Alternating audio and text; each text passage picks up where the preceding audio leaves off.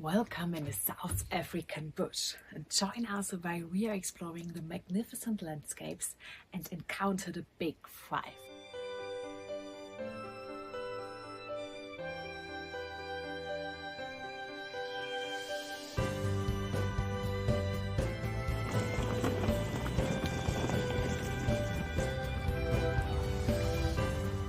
I'm talking to Kyle now. He's a field guide here in the South African bush. Good afternoon, everybody.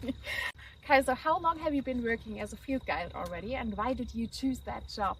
So I've been a field guide for about 6 years now. It's been an incredible 6 years.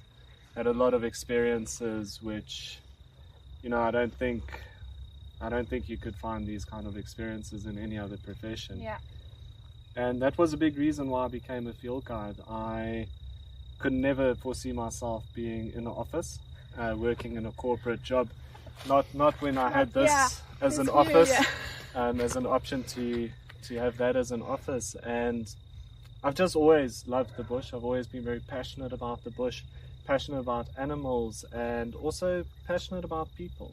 Yeah. I think being a field guide is very much about being a people's person and being able to create a wonderful experience for people, to make people happy and to put a smile on their face. Well, you definitely managed that with us already on the safari here. Yeah. And I want to know if there's one or the most dangerous situation you had so far as a field guide. Is there a special situation you can tell us?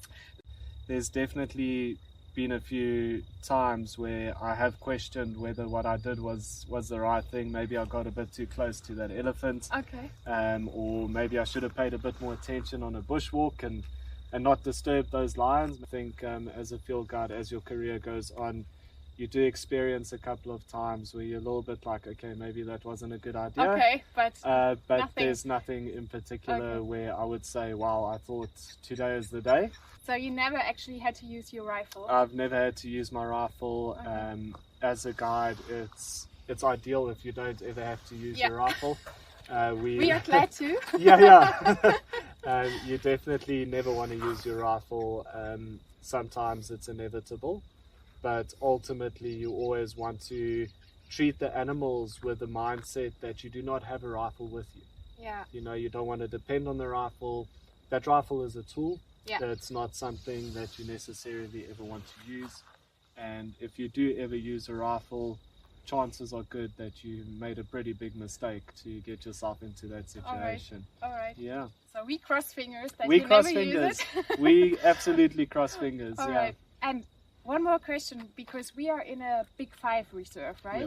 Yeah. Can you mention which are the Big Five here again for the people who might not know? Because some always make that a little bit wrong. Yeah. So the Big Five, it's of course 5 very iconic animals in Africa. It's the 5 animals a lot of people really want to see when they come on safari. It's the big and the hairy animals.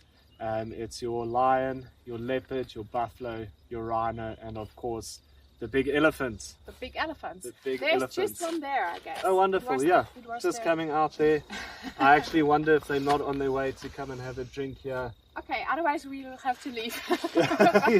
Okay, so we actually managed to see 4 of them. So we missed the leopard. But what do you think? Will we still find the leopard tonight? Well, we've got one more night to go. I've brought my spotlight, I've got my red light filter on. I have an idea of where I'd like to go and look for this leopard. And even though they can be quite secretive and quite elusive, you won't know if you don't try.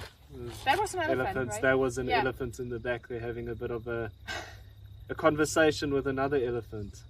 Okay, so interesting. Cool. So thank you so much, and let's go and find the leopard. Awesome, let's go and find a leopard. Yay!